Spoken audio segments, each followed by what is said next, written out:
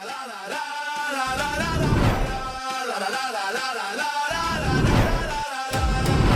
sfida è qui, il cuore batte forte, un solo tiro cambia la sorte. La sfida è qui, il cuore batte forte, un solo tiro cambia la sorte. Penalty, il gioco si decide qui. Penalty, emozioni fino all'ultimo sì. Penalty, ogni istante è magia. Penalty, la vittoria è energia. Penalty.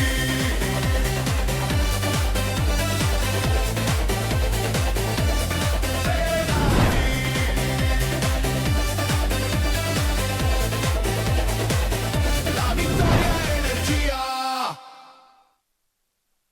Sportivi siciliani, ben trovati con Penalty, tutto il calcio di cui il calcio vero non parla mai. Siamo puntuali come al solito il mercoledì sulle due frequenze, alle 15:30 sul canale 19 di TVM Palermo e poi questa sera alle 19:20 sul canale 15 di 7 Gold. Parliamo di calcio dilettantistico. Nella puntata del mercoledì, come al solito, i nostri riflettori sono puntati sul campionato di Serie D, ma anche naturalmente sul campionato di eccellenza. Ospite nella puntata odierna il direttore sportivo della Ragusa Calcio, Alessandro Bonaffini. Alessandro, ben trovato. Grazie Ettore, grazie per l'invito. È un piacere, Il piacere è perché, tutto mio. anche perché, diciamolo pure, questa avventura è partita bene a Ragusa.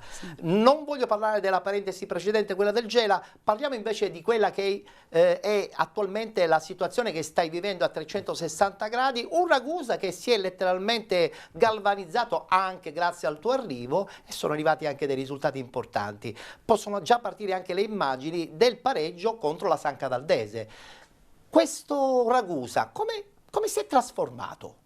Ma io credo che all'inizio ci sono stati molti problemi a livello organizzativo, ma soprattutto a livello di assetto societario. C'era stata molta confusione, alcuni soci volevano anche interrompere il percorso con il calcio, poi perché da 4 anni che fanno molti sacrifici, e poi il gruppo Coppa, che attualmente ha la maggioranza del pacchetto del Ragusa Calcio, ha cercato di risistemare un po' tutto. Avete ricaricato le batterie? Sì, poi ho visto che stavano cercando di riorganizzarsi, ripartire, hanno avuto quella voglia. E Avete poi confermato Lucenti, Sì, ma che io... secondo me è importante, no? La conferma di un allenatore vuol dire che ad inizio stagione si è puntati dritto verso un allenatore, tra virgolette, giovane, ma che forse la Serie D per lui era anche un'avventura. Sì, c'era anche questo discorso di Mister Gaetano, di cui mi lega un rapporto di vecchia data, visto che abbiamo giocato assieme. Certo. Oggi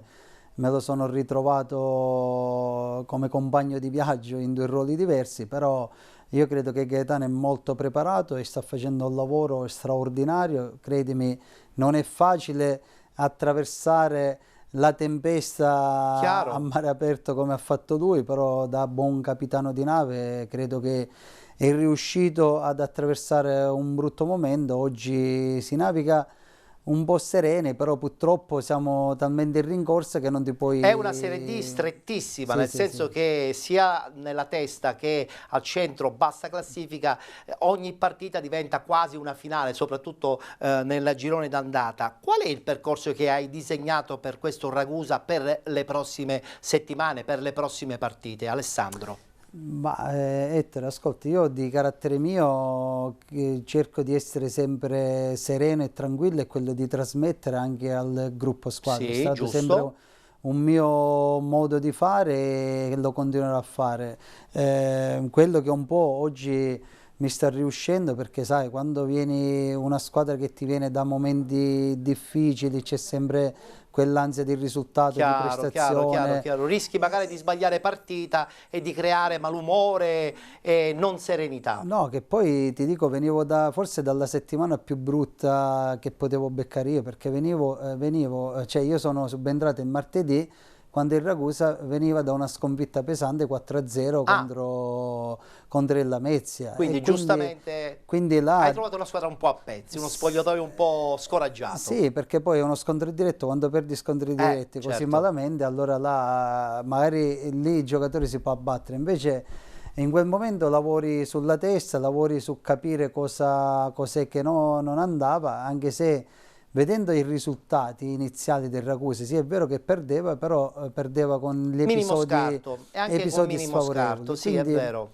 bastava poco, dove abbiamo avuto la fortuna assieme, non dimentichiamo lo straordinario lavoro che sta facendo anche Nello Martone, dove ho trovato una persona eccezionale, una persona che ha fatto calcio, e quindi Sai, certi elementi sono fondamentali per degli equilibri. La tua esperienza poi è servita per completare il pacchetto, sì. ed è venuto fuori un Ragusa che pareggia in casa della capolista, ritorna a pareggiare una partita importante anche a San Cataldo, che è un campo difficilissimo. Insomma, hai creato certi presupposti. Sì. Comunque continueremo a parlare Speriamo di anche continuare. giustamente della Ragusa, perché adesso ufficialmente apriamo la parentesi proprio dedicata al campionato nazionale dilettanti, lo facciamo chiaramente anche con i risultati e le classifiche.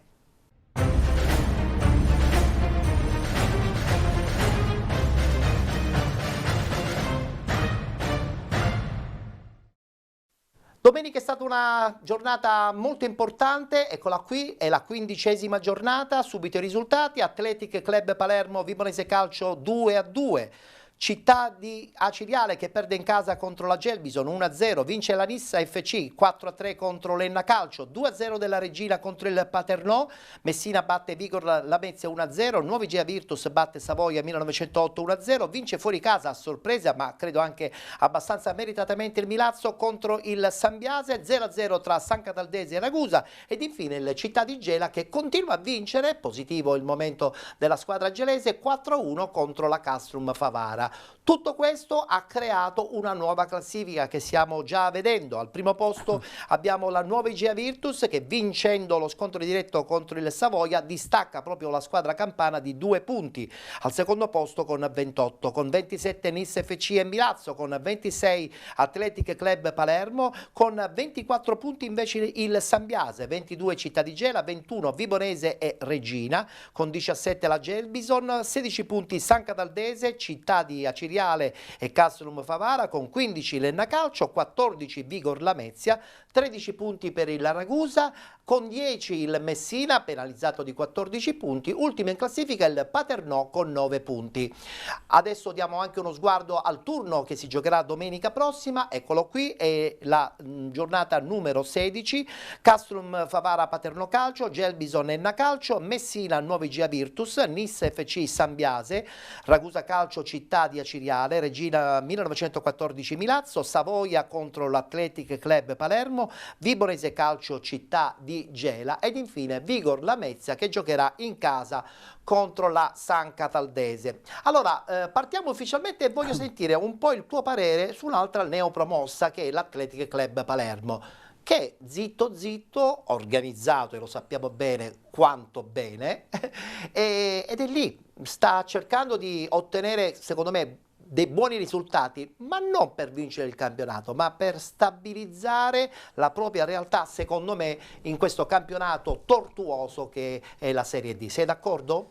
No, d'accordissimo, perché diciamo l'Athletic è una società, una squadra che conosco benissimo, perché lo scorso anno abbiamo lottato nel campionato di eccellenza per tutto l'intero campionato. Filo da torcere tantissimo. Ma non a caso se ha vinto, perché veramente faccio i complimenti ancora all'Athletic e a tutta la dirigenza per lo straordinario lavoro che continuano a fare e l'ottima organizzazione. Non è un caso anche se quest'anno stanno facendo un campionato di altissimo livello, una società veramente attenta, oculata su ogni minuto. Tra l'altro Palermo dettaglio. sogna proprio un'altra squadra tra i professionisti, ha dato veramente tanta energia anche a tante altre fette di tifosi, fondamentale, penso, sì. per una città importante come Palermo. Ma io credo che Palermo meriterebbe veramente un'altra seconda squadra nei È giusto. professionisti. Mi auguro che veramente Palermo vada in A e l'Atletic È gli vero. auguro Tra che vada in C. l'altro sottolineiamo anche che proprio domenica, al termine di questo pareggio, c'è stata una dichiarazione forte di Perinetti, anzi sentiamo proprio le sue parole e poi magari le commentiamo insieme. Il pareggio comunque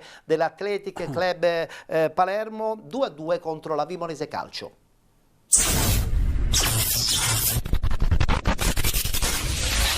La squadra ha fatto una grande prestazione, ancora una volta, ha dominato il campo con autorità, con personalità, giocando un calcio fluido, pur mancando giocatori per noi ovviamente determinanti. Se pensi noi siamo una squadra neopromossa, oggi mancavano Varela, forse il giocatore migliore di tutto il girone, e Sanchez e il centravanti Micoli, insomma capite che abbiamo dovuto un po' superarci per fare veramente bene. Purtroppo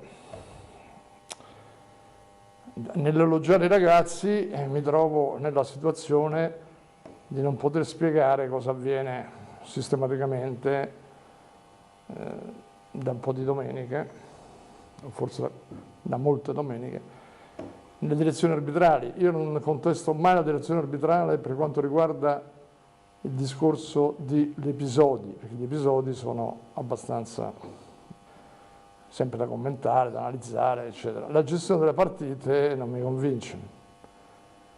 Non mi convince la gestione delle partite perché vediamo una squadra che si difendono e ricorrono a falli sistematici e non esce un cartellino giallo. Alla prima azione di Grillo viene subito, dopo 10 minuti, un cartellino giallo per simulazione presunta e poi naturalmente Bova paga le decime per... Quindi questa situazione è difficile da spiegare ai miei giocatori, questa situazione dove ci riteniamo troppo spesso insomma, sperequati diverso all'avversario o comunque diverso alla dinamica della partita, che secondo noi hanno un'altra ragione d'essere, perché allungare il recupero in quel modo ci è sembrato probabilmente improprio e naturalmente l'azione che ha dato il via all'azione della Vibonese e la palla era uscita, era fallo nostro, è stato dato a loro, quindi nasce anche da lì. Però questi poi sono episodi e non mi voglio smentire. Quello che vedo è che io non riesco a spiegare il perché di tanta acrimonia, di tanta avversione, di tanta cattiva gestione delle gare che paghiamo sempre noi, con una serie infinita di espulsioni. Oggi dopo al 98esimo, quando la partita era finita da 2 minuti, si è trovato anche il modo di espellere Maurino per proteste, quindi neanche tenendo conto di quanto eravamo naturalmente nervosi per quello che concerneva un risultato che noi teniamo beffardo. Allora se io non sono in grado di spiegare ai miei giocatori dopo 50 anni di calcio cosa succede, forse è meglio che io non stia qua. Quindi oggi i ragazzi non parlano, l'allenatore non parla, io dico solamente questo, sono veramente deluso, rammaricato. Perché succede questo? Non lo capisco e si vede che sono un po' fuori tempo evidentemente. E allora adesso farò le mie considerazioni e poi vedremo cosa bisogna fare, perché quando un dirigente non può spiegare o non si sa spiegare cosa avviene, forse è meglio che faccia altre cose.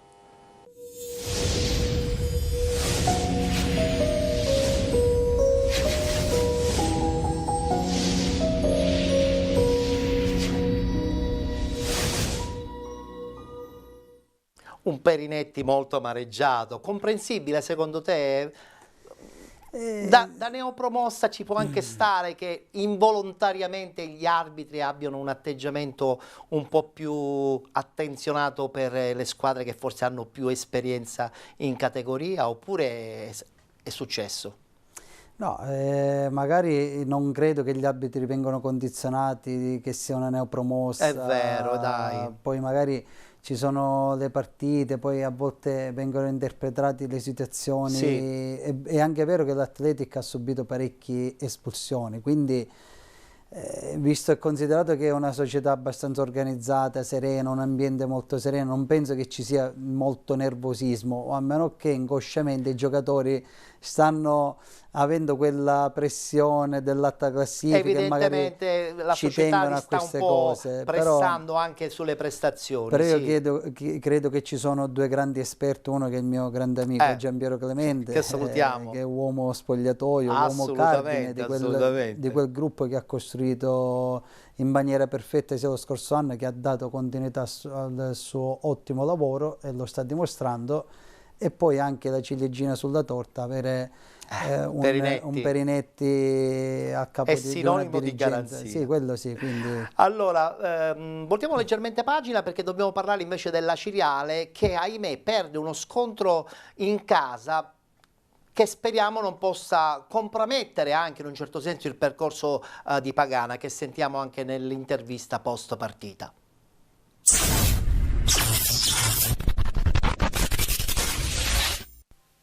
È mancata la finalizzazione, perché se andiamo ad analizzare tutta la partita, noi tante volte siamo arrivati sul fondo, tante volte siamo arrivati al limite dell'area, ma poi abbiamo sbagliato sempre l'ultimo passaggio, il cross. In un'occasione Gagliardi è andato vicinissimo al gol, nell'altra occasione Falu ha preso la traversa, e poi queste partite, come avevo detto già ieri, erano una partita piena di insidie, perché loro sono una grande squadra, in un momento di difficoltà, ma con una squadra composta da giocatori importantissimi. Nel momento in cui loro hanno sfruttato quell'episodio, che secondo me è viziato da un fallo a metà campo su Gagliardi, sono passati in vantaggio, sono messi tutti dietro, nel secondo tempo hanno passato la metà campo 2 volte forse, e noi siamo stati lì e abbiamo sbagliato alla fine sempre l'ultimo passaggio, la conclusione, la scelta, però i ragazzi non posso rimproverare niente, perché ci hanno provato, se contro il Favara abbiamo fatto una brutta prestazione, oggi la prestazione c'è stata, perché mettere sotto per 80 minuti una squadra come la Gelbison non era facile, ci abbiamo provato con le nostre armi, siamo stati poco precisi, poco incisivi, e alla fine per questo abbiamo perso. In qualsiasi squadra ci sono giocatori determinanti che vanno a determinare anche la prestazione della squadra. È normale che quando tu hai alcuni giocatori che magari in quella giornata non sono brillanti e non fanno una grandissima prestazione, la squadra ne avverte tanto sotto tutti i punti di vista. Ma come ho detto prima, oggi i ragazzi hanno dato tutto, hanno fatto una buona prestazione. Noi, se andiamo a analizzare la partita, loro non hanno mai creato nulla di pericoloso, e loro davanti hanno giocatori stratosferici per la categoria. Quindi da questo punto di vista, ragazzi, non posso imputare niente, se non il fatto di mancare di qualità lì davanti negli ultimi metri, perché dovevamo essere più precisi e più incisivi. Poi, come ho detto prima, la partita è stata decisa da un episodio anche discutibile, però bisogna guardare avanti, e ormai la partita è andata e bisogna pensare subito alla prossima. Purtroppo però a volte non ci rendiamo tutti conto che in questo momento la realtà della Ciriale è una squadra che lotta per la salvezza, e fa male dire questo, ma è la realtà. Bisogna lavorare per cercare di tirarci fuori da questa situazione, che se noi andiamo a vedere anche in Serie A, la Fiorentina non è una squadra che deve retrocedere, ma in questo momento è una squadra candidata a retrocedere, nonostante in campo ha tantissimi nazionali, perché poi si crea un'atmosfera particolare, perché si crea un ambiente dove ogni cosa negativa diventa un macigno. Quindi noi stiamo cercando di lavorare anche su questi aspetti. Non è facile, però, ripeto, la squadra è viva, la squadra oggi la prestazione l'ha fatta, dobbiamo migliorare su alcuni aspetti e dobbiamo migliorare a 360 gradi. Di questo periodo cancellerei solo la prestazione con il Castrum Favara, come prestazione, come risultato anche quello di oggi. Sicuramente uno non può essere contento di una sconfitta, anzi deve fare male, però la prestazione c'è stata. Poi noi in questo momento non possiamo e non siamo una squadra che può dominare un avversario, siamo una squadra che sta lì sul filo del rasoio, che si gioca la partita sugli episodi. Domenica a Caltanissetta gli episodi sono stati favorevoli, oggi l'episodio è stato sfavorevole, però noi ci giochiamo la partita alla pari con tutti. Togliendo la partita, ripeto, con Castrum Favara, noi tutte le altre partite le abbiamo fatte tutte in equilibrio, dove a volte siamo stati bravi a determinare il risultato, altre volte invece alcuni episodi sono andati contro. Questa è la nostra realtà in questo momento. Lei ha fatto un'analisi anche della nostra rosa, l'ha vista lei e la vedono tutti. Quindi nel momento in cui in un organico ci sono 11-12 under, sicuramente la squadra dal punto di vista proprio del dominio, dal punto di vista della prestazione, qualcosa te la lascia sempre, perché non è una squadra che può dominare un avversario, è una squadra che se la gioca con tutti e dove a volte gli episodi vanno bene, a volte vanno male. Questa è la nostra realtà in questo momento. Secondo me dovremmo accettarla tutti, perché se noi pensiamo che noi siamo la Cireale e quindi dobbiamo battere a prescindere qualsiasi avversario. Poi in campo non vanno solo le maglie, ci vanno giocatori che hanno anche un certo tipo di esperienza, un certo tipo di qualità, e noi in questo momento siamo strutturati come una squadra che se la può giocare alla pari con tutti, ma che difficilmente può essere una squadra dominante sugli avversari.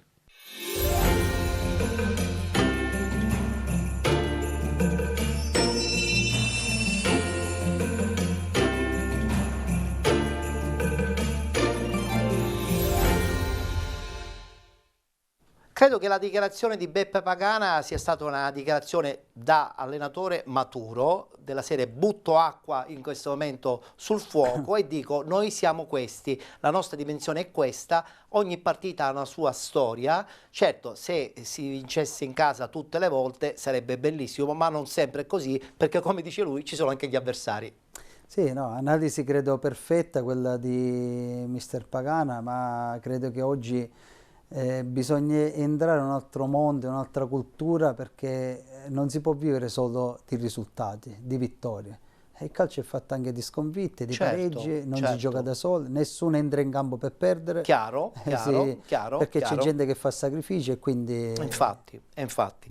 Vedremo quello che succederà perché il campionato è talmente lungo che sono sicuro ci riserverà ancora tantissime sorprese. Come la sorpresa per esempio che la scorsa settimana il presidente della Nissa Giovannone dà le dimissioni, in settimana c'è l'esonero anche di Napoli ed arriva Ciccio di Gaetano che prende in mano questa squadra e vince una partita per niente facile contro l'Enna. Guardiamo il servizio.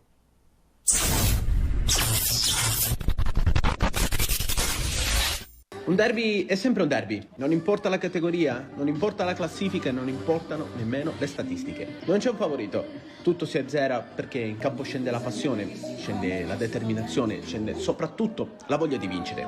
Il derby non si gioca, si vince, dice un antico detto. Enna e Nissa si affrontano per la 15ª giornata del campionato di Serie D.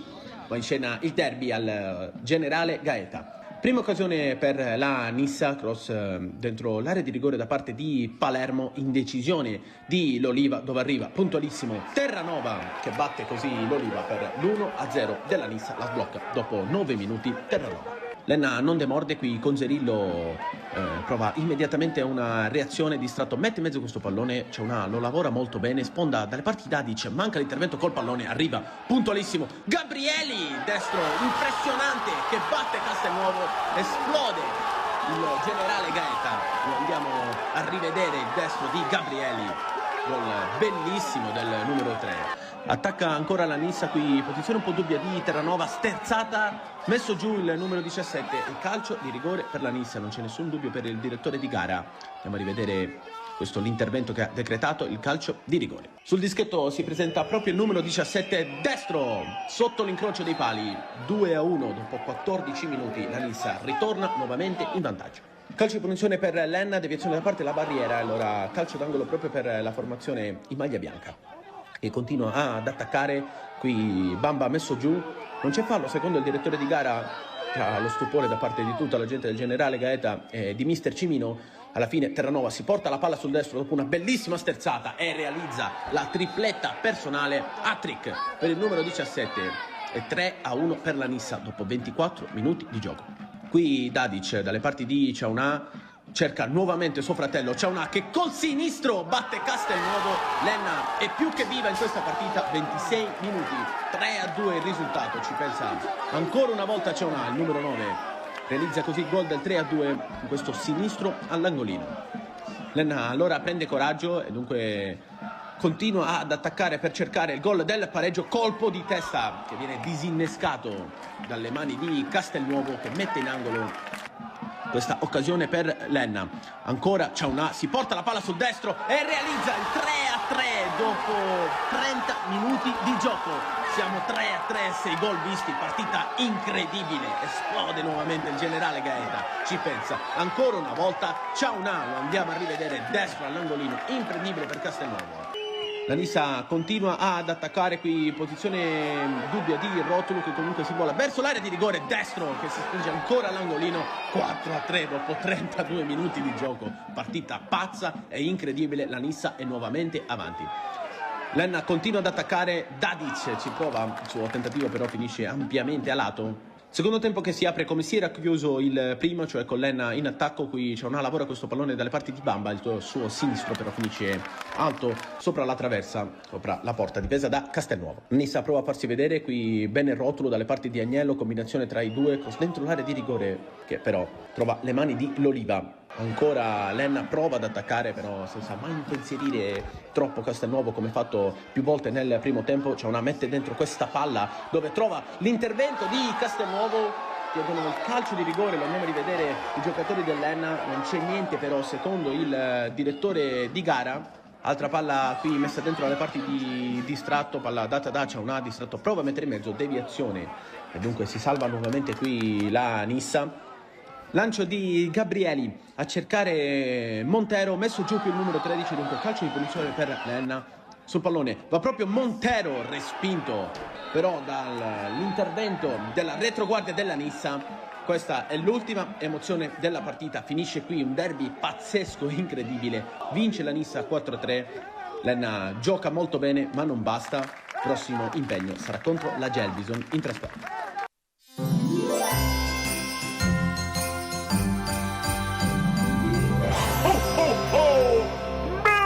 Christmas! Naturalmente buon Natale già da adesso a tutti i nostri fedelissimi sportivi che ci seguono. È un Natale felice in questo momento anche per la Nissa, no? Perché l'arrivo di Ciccio Di Gaetano ha galvanizzato di nuovo l'ambiente, il presidente si è tranquillizzato, c'è un nuovo amministratore che gestisce, ma soprattutto c'è questa Nissa che ritorna prepotentemente ancora più alta in classifica. Ma io credo che la Nissa è stata costruita per fare un campionato di vertice, merita quella posizione, magari un po' attardata, e magari il cambio di allenatore possa dare quella scossa e quello slancio che può avere una squadra così importante. Le caratteristiche Ciccio Di Gaetano secondo me ce l'ha. Ma io sì, è un mio grandissimo amico, quindi mi fa piacere che lui sia ritornato in panchina, è una grande squadra. È ritornato in corsa. Gli ho detto che mi fa piacere e mi auguro che possa Infatti raggiungere noi l'abbiamo l'obiettivo. avuto ospite un paio di settimane fa, giustamente vagliava bene le scelte, perché poi sai un allenatore deve attenzionare bene dove andare perché sa che può fare o sa che poi magari rischia di essere coinvolto in un'ulteriore crisi. Avere pure pazienza, che deve lui ha avere un avuto po' e di ha pazienza. beccato... Qualche allenatore non ce l'ha la pazienza. Vero. Allora voglio parlare invece adesso della Regina che invece a sua volta continua ancora a vincere. Torrisi ha resettato tutto l'ambiente insieme al suo staff tecnico, insieme allo staff dirigenziale. Dove può arrivare questa Regina? 30 secondi, vai Alessandro. Ma io credo la Regina, parliamo sempre di un'altra squadra che ha tardato come la Nissa, però alla lunga sono squadre e rose così ampie che possono veramente è troppo uscire. lungo il campionato per pensare che ancora i giochi siano chiusi. È un campionato strano che può succedere di tutto fino all'ultima giornata di campionato. Io sono sicuro che la Regina veramente può dare l'ulteriore svolta già dalle prossime partite, anche con l'innesto di qualche nuovo giocatore. Vince a Paternò 2-0. Guardiamo gli highlights.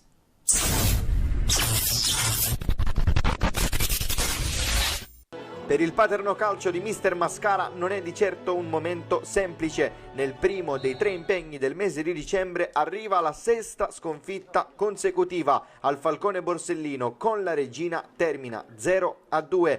Via al racconto della sfida con il primo episodio chiave al 10° minuto. Dal lancio lungo di Girasole la palla arriva in aria contesa tra Marchetti ed Edera. Inizialmente il capitano rossazzurro al meglio, poi nel tentativo di spazzare colpisce in modo irregolare Edera e il direttore di gara assegna il tiro dagli 11 metri. Dal dischetto si presenta Ragusa che spiazza Branduani per il vantaggio ospite.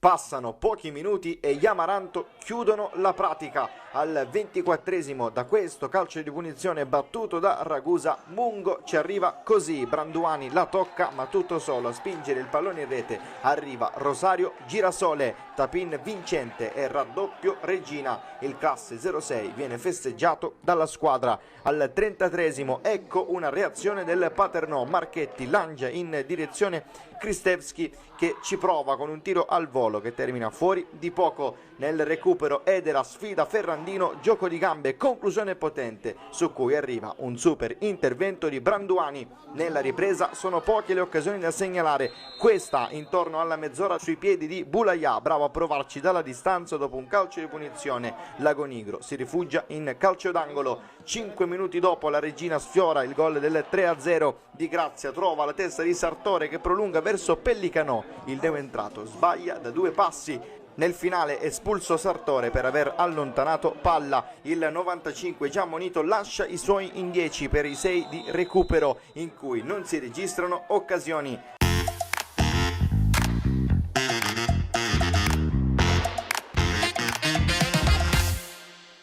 Una partita che abbiamo preparato, una partita che ci aspettavamo, che sapevamo, che semplice lo è divenuta dopo quando ha fischiato l'arbitro, una partita che aveva delle insidie, dove la Regina ha fatto il suo dovere, quello di vincere, però sulla carta sembrava scontato, ma in realtà non lo era. La partita si è portata a casa grazie a un grande atteggiamento della squadra.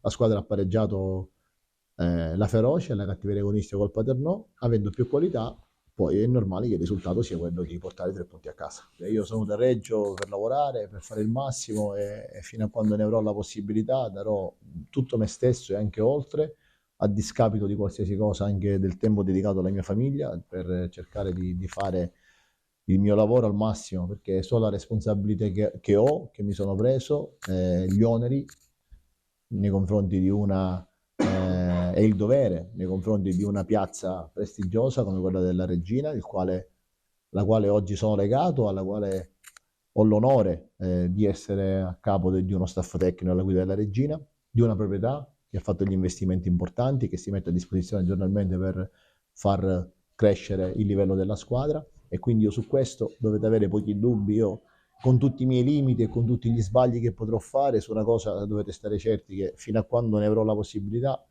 ripeto, anche a discapito del tempo dedicato alla mia famiglia, per la Regina darò tutto me stesso.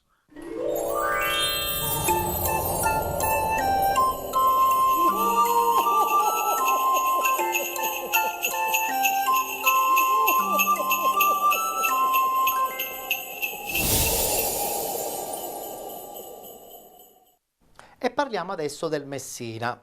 A voi interessa la situazione del Messina? Prima si allontana dalla zona pericolante e forse voi potete già bene o male programmare anche il vostro piano salvezza, perché io credo che questo Messina in questa penultima posizione ci stia male.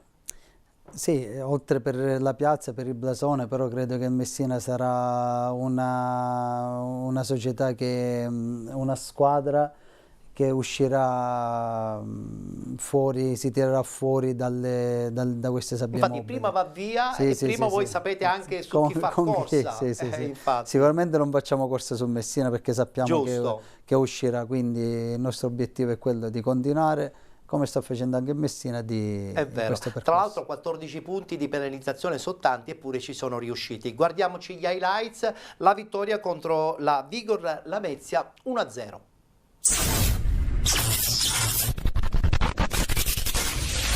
Pronti via al primo vero affondo, il Messina, sostenuto dai propri tifosi, spezza subito l'equilibrio. Minuto 6, incursione di De Caro dalla destra, suggerimento in mezzo per Bombaci che tutto solo controlla di petto e calcia. Diventa un assist per Roseti che corregge sotto porta e indirizzi in rete, firmando l'1-0 giallorosso. La squadra di Romano si sblocca dopo 2 gare a digiuno di reti. I padroni di casa insistono e al 15° è Touré a involarsi sul filo del fuorigioco. La sua conclusione è deviata da un difensore. Per poco non beffa il portiere Lametino. La reazione della Vigor sta tutta alla mezz'ora, batti e ribatti sugli sviluppi di una punizione di Catalano, con Simonetta al tiro dalla distanza a sfera di poco a lato. Squadra a riposo sull'1-0 per il Messina. In apertura di ripresa ci prova Roseti da corner, colpo di testa che termina a lato.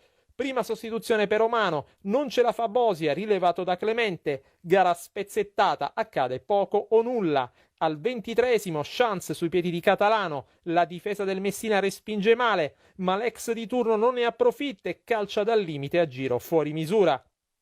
Gli ospiti cercano di sfruttare il loro miglior momento. Un minuto dopo Marigosu al volo da destra conclude sull'esterno della rete. Romano manda in campo Tesia per Roseti, irrobustendo il centrocampo. Grosso brivido al 28esimo per il Messina, ancora Catalano sguscia via sulla sinistra, salta il diretto avversario e prova a sorprendere Sorrentino con un perfido tiro cross. Il portiere giallorosso tocca quel tanto che basta per deviare il pallone sulla traversa e salva i suoi dal possibile pareggio. Esce Saverino dentro a Zara. Il Messina torna a farsi vedere al 33esimo, ma il tentativo di Maisano dall'out di destra si spegne al lato. Altro pericolo al 41esimo, la vecchia si incuna in aria e tenta di impensierire Sorrentino sul primo palo, pronta la respinta del portiere peloritano. Touré prova a pungere in contropiede, il portiere calabrese esce dai pali e sventa la minaccia. Il Messina invece rischia sugli sviluppi di un angolo, con la Vigor che si riversa in attacco tentando ormai il tutto per tutto. Fravola per Bombaci, per gli ultimi scampoli, sono 6 i minuti di recupero accordati dal direttore di gara. Il solito Touré invita a aprire al tiro, pallone che si perde abbondantemente sopra la traversa. Gli animi si surriscaldano, ne fa le spese Riga. Cartellino rosso per un fallo di reazione vicino alla linea laterale e la Vigor Lamezia chiude in 10 uomini. Al fischio finale esulta il Messina che torna a conquistare i 3 punti, con i giocatori che celebrano la vittoria saltando sotto la curva. I giallorossi, partiti col pesantissimo fardello del -14, non sono più ultimi, un'impresa straordinaria. A rovinare la festa c'è però il terremoto in sala stampa, col DS Martello che annuncia un passo indietro per divergenze con la nuova proprietà e il tecnico romano che fa intendere che adesso farà le proprie valutazioni. A Messina non regna davvero mai il sereno.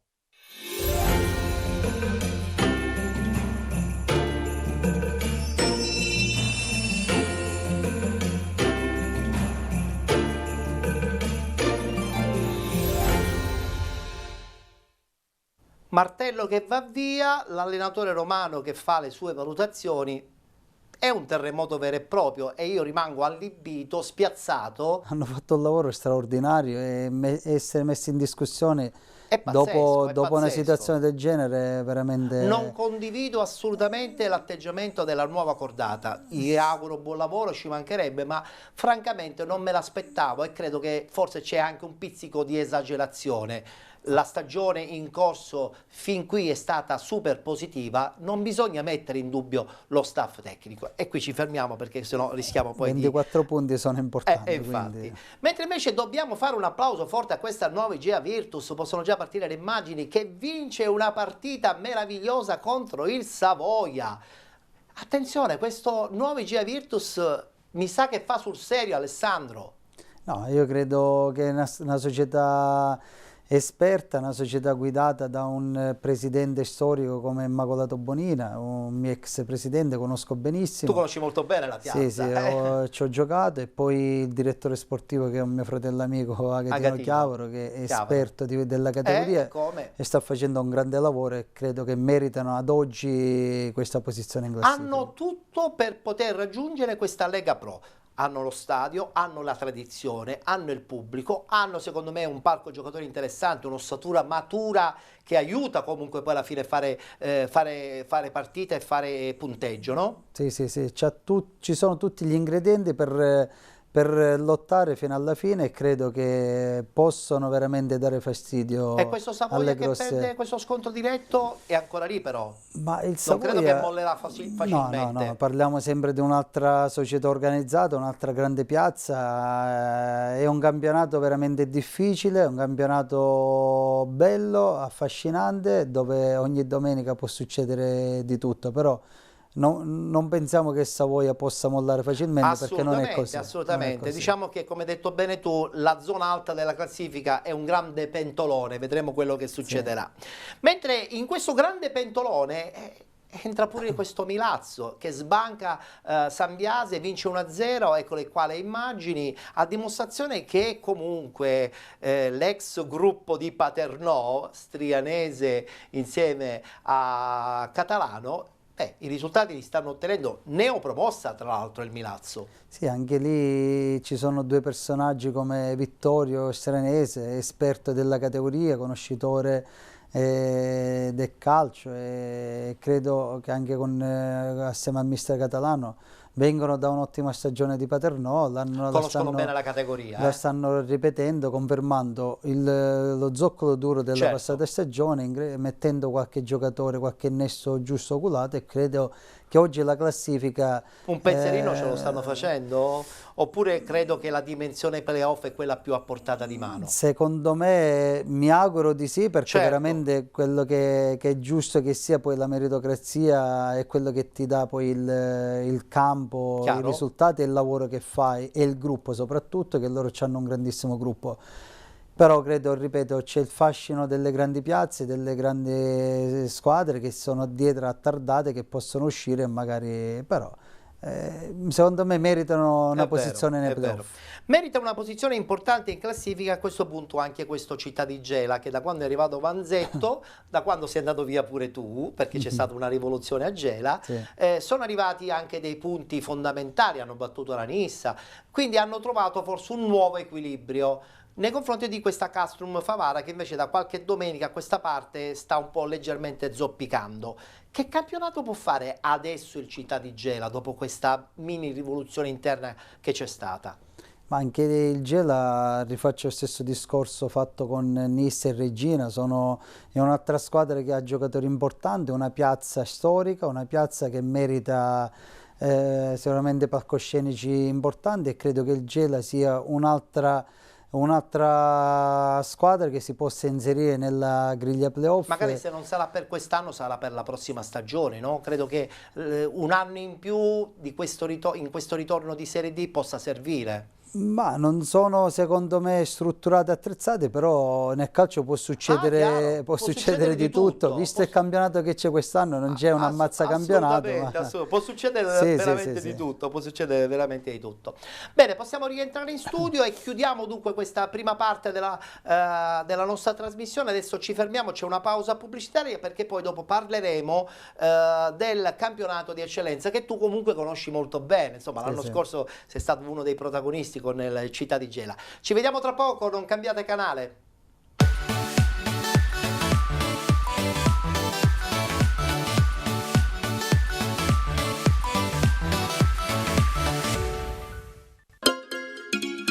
Benvenuti da Giada Immobiliare.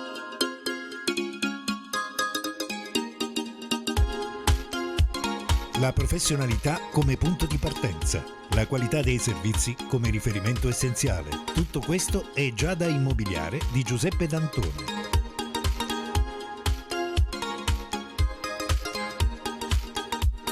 Servizi di compravendita ed affitti, supporto per concessioni mutui e consulenza finanziaria, ed inoltre assistenza a partecipazione ad aste giudiziarie e consulenza tecnico-legale. Giada Immobiliare, via Etnea 734, Catania. Info 095 61 74 981 oppure 095 61 74 973. Visita il sito con le nostre proposte www.giada-immobiliare.it. Giada Immobiliare, insieme a te per comprare e vendere.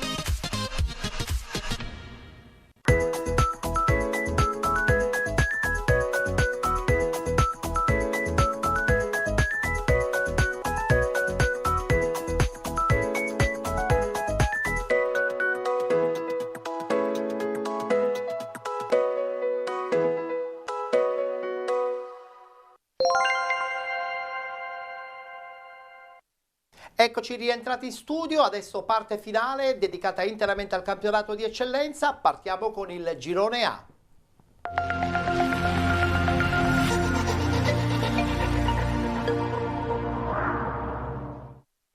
Girone che vede in testa in questo periodo una squadra licatese in grande forma. Questi sono i risultati con la schermata. Parmonval che vince 5-0 con il Castelvetrano, vince anche il Partinica Audace contro il Camarat, Unitas Sciacca 4-0 contro l'Accademia Trapani, Città di San Vitolo Capo che vince in casa contro il Montelepre, 3-0 del Marsala contro il Cus Palermo, vittoria di Bagheria 90-0-11 contro il San Giorgio Piana, vince anche la Don Carlo Misilmeri e poi continua a vincere il Licata contro la squadra del Castellammare. Adesso guardiamola questa classifica dove troviamo in testa sempre questo Licata, sempre più solitario, 35 punti, con 26 il Marsala 1912, con 24 Don Carlo Misilmeri ed Unitas Sciacca, con 22 il Partinica Audace, 21 Città di San Vitolo Capo, 19 Camarat, Bagheria 90-0-11, Castellammare e Bagheria Calcio, 17 punti per il San Giorgio Piana, 12 per la Parmonval, con 9 punti l'Accademia Trapani ed il Montelepre, 8 punti Cus Palermo, ultima in classifica Folgore Castelvetrano con 1 punto. Allora, prima di andare a vedere subito gli highlights della partita contro il Licata, siamo anche abbastanza di fretta, voglio però sentire il tuo parere. Questo Licata è veramente ormai una squadra con mezzo piede in Serie D, oppure nella seconda parte il Marsala, l'Unitas Sciacca che sta cercando di rientrare nel giro, può veramente ostacolare la squadra di Lillo Bonfatto? Ma io conosco bene il campionato perché l'ho affrontato la scorsa stagione. Io credo che il Licata ha un grande margine nel girone d'andata e credo che rischia di portarselo fino alla fine, anche se ci sono le altre squadre come Marsala, Misilmeri, Sciacca con Mister Brucculeri proveranno il maturo Brucculeri proveranno a rubare qualche posizione in classifica, però credo che il campionato sia segnato. Allora guardiamocela questa bella vittoria del Licata che continua la sua marcia verso la Serie D.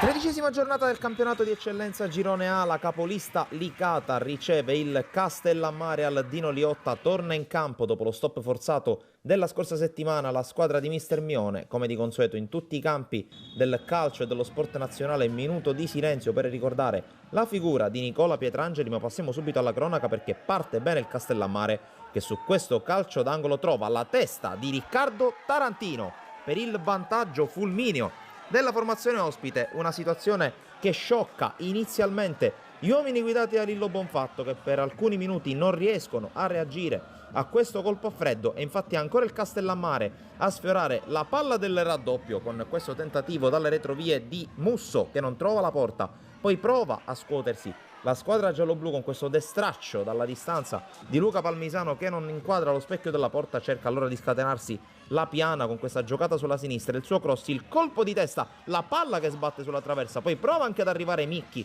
subentrato all'infortunato Manfred, ma riesce a liberare la difesa del Castellammare, insiste la formazione di Bonfatto con questo cross di Arario, la palla arriva sul secondo palo, strozza il sinistro la Piana.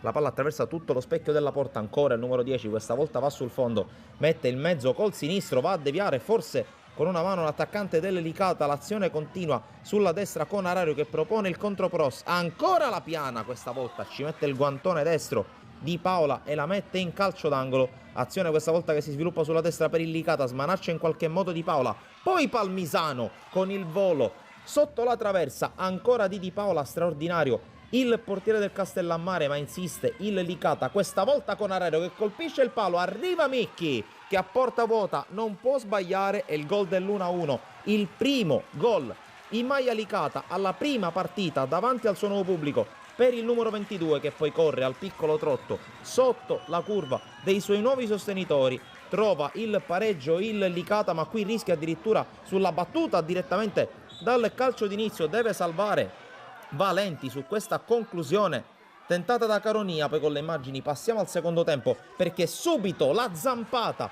da parte di Calogero La Piana, il quale beffa la difesa del Castellammare, è rimasta troppo ferma e allora 2-1 e rimonta completata per il Licata col numero 10 che va ad esultare sotto la curva dei tifosi di casa. Insiste la squadra di Bonfatto con questa azione sulla sinistra, ci prova Palmisano ma colpisce il palo a Di Paola, abbattuto non sembra la giornata di Luca Palmisano, che però troverà modo più avanti di vendicarsi. Si accende anche Minacori, appena tornata a Licata, appena entrati in campo. Il servizio per Micchi viene rovinato da quest'ultimo, ancora Minacori, questa volta col controllo a seguire con il piedone di Paola, riesce ad evitare il gol del 3-1, gol del 3-1 che però arriverà poco più tardi perché c'è il calcio di punizione di Privitera, telecomandato per la testa di Porcaro, che stacca tutto solo e la mette alle spalle di Paola, di fatto mette una seria ipoteca sulla partita e sulla vittoria. Il Licata, con Porcaro che va a ringraziare e ne ha ben donde l'autore dell'assist. Poi entra anche Esposito che mette in mezzo il pallone e questa volta Luca Palmisano non può proprio sbagliare.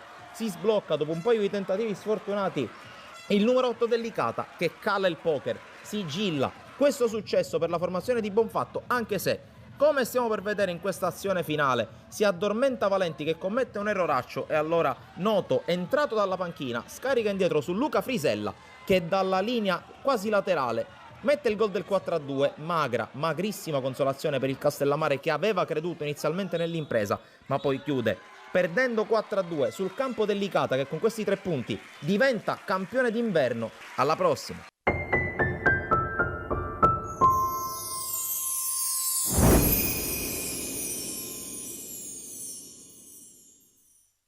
Girone dunque non dico apertissimo, ma quasi, soprattutto per la griglia playoff. Vedremo quello che succederà già a partire dalle prossime settimane. Andiamo di fretta perché adesso parliamo del girone B.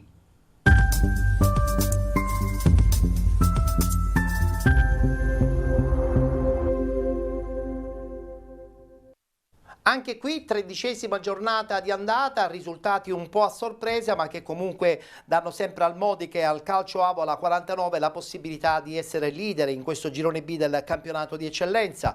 Messana che pareggia in casa con il Mazzarone, vince fuori casa il Palazzolo, così come stravince il Modica 5-1 contro il Gioiosa. La Leonzio Corsara contro il San Fratello Acquedolcese, crollo invece dell'Atletico Catania 94 Via Grande che perde 4-0 contro il Vittoria. Melilli batte Rosmarino 2-0, vittoria fuori casa del Calcio Avola contro la Nebros ed infine pareggio tra Niscemi e Giarre Calcio. L'ho già anticipata, una classifica che vede sempre in testa Modica e Calcio Avola con 34 punti, 27 Messana, 25 Vittoria e Leonzio 1909, con 24 Atletico Catania 94 Via Grande, con 19 Mazzarone e Gioiosa, 18 il Niscemi, con 12 punti il Rosmarino, 11 per Nebros e Città e Giarre Calcio, con 9 Melilli, 8 punti SC Palazzolo e chiudono la classifica con 7 punti San Fratello Acquedolcese e Leonfortese. Prima di andare a vedere una partita interessante, la vittoria del Calcio Avola contro la Nebros,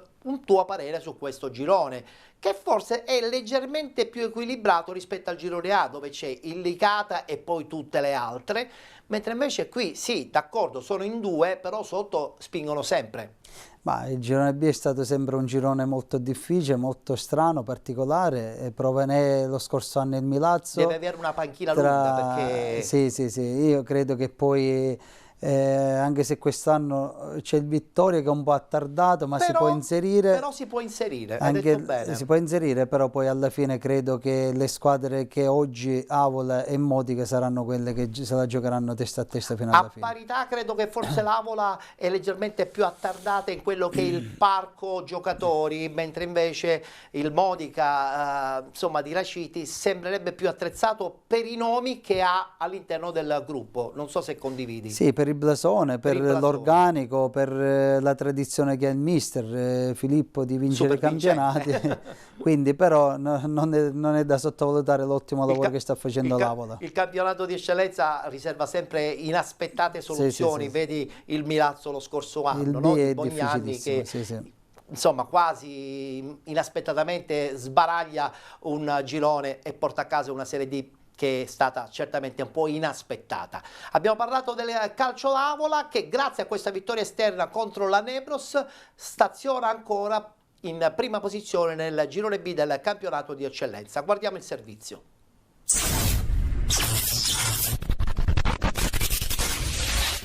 Il Città di Avola passa anche all'Enzo Vasi di Piraino, la squadra di Attilio Sirugo firma un successo pesantissimo, 1-0 alla Nebros, quinta vittoria di fila e 11ª in campionato. La gara parte subito con ritmi alti, gli ospiti si fanno vedere in apertura con Dos Santos, ma il suo tentativo viene neutralizzato da Sendin. La Nebros risponde con Ferré, prima con un sinistro dal limite che finisce al lato, poi con un colpo di testa su cross di Agolli bloccato dal portiere Santillo.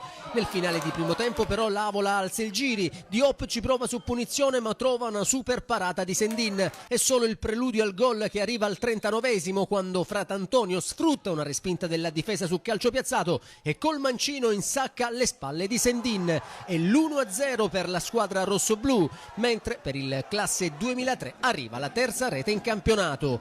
Nella ripresa la Nebros tenta con decisione di riequilibrare il match, il capitano Travaglia ci prova 2 volte, Santillo risponde alla prima conclusione, mentre la seconda deviata termina fuori misura. I padroni di casa spingono ancora con Ferré che non riesce a deviare un cross invitante di Agolli e con Panzarella che calcia da fuori mandando largo e poi su punizione che deviata finisce in angolo. Dal successivo corner però non nasce il pareggio sperato, dopo un assalto generoso la Nebros deve arrendersi, finisce 1-0 per il Città di Avola che vola a quota 34 punti e continua il duello testa a testa con il Modica. Applausi comunque per la squadra di Francesco Palmeri che resta ferma a 11 punti, raggiunta dal Jar e ancora in una zona a rischio della classifica.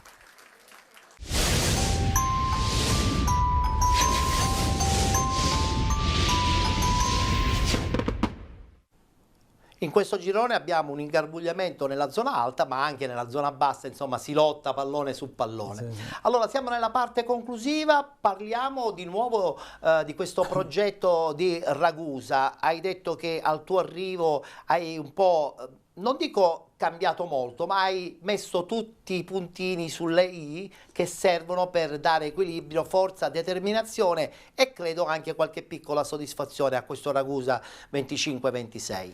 Sì, io credo che è un lavoro fatto di squadra, lo dicevo poco fa, insieme al direttore Martella, a Francesco Cutrupi, che sta sempre vicino a noi. Si lavora costantemente, è un gruppo fatto di giovani ragazzi che hanno di buona prospettiva. Abbiamo inserito 3 innesti come lo è stato Martorelli, Di Innocenzo e Benassi. Adesso cerchiamo di completare la rosa con un attaccante che possa risolvere il problema del gol e credo che tutto sommato siamo soddisfatti per il lavoro che si sta facendo, ma soprattutto per quello che sta facendo il mister Lucenti, veramente insieme al suo staff.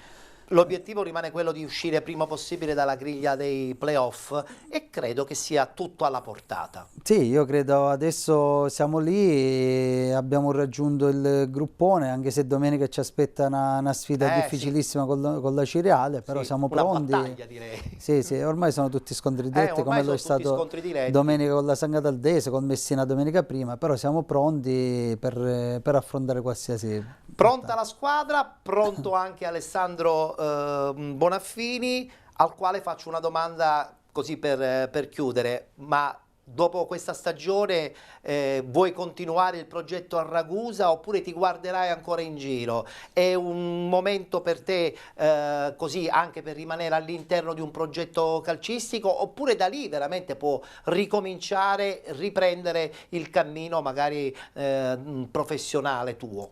No, Ettore, io come ben sai sono partito ero a Gela fino a 2 settimane fa, un progetto creato da me da 2 anni, dall'eccellenza, sono riuscito a portare il Gela. Grande stagione quella dello scorso anno. Sono riuscito a portare il Gela in D, mi dispiace non aver dato quella continuità in una piazza dove io veramente ho dato tanto, una piazza dove mi stimano, una piazza che ho nel cuore. Ti stimano ancora, sì, no, ci tengo a dirlo perché insomma purtroppo le voci sono chiare. Purtroppo poi ci sono state le divergenze con la società, vedute diverse, Certo. ma ritorno in un'altra piazza dove mi ha dato tantissimo Chiaro. da calciatore come Sì. il Ragusa, dove ho vinto 2 campionati, una piazza dove anche lì mi stimolano e quindi il progetto giovani mi stimola, mi piace. Quindi non è detto che si concluderà quest'anno, è un percorso che può partire da quest'anno. No, ma io difficilmente interrompo il rapporto. Bene, mi piace Nella mia questa carriera è il primo anno che mi capita di cambiare squadra a campionato in corso. Non ho mai cambiato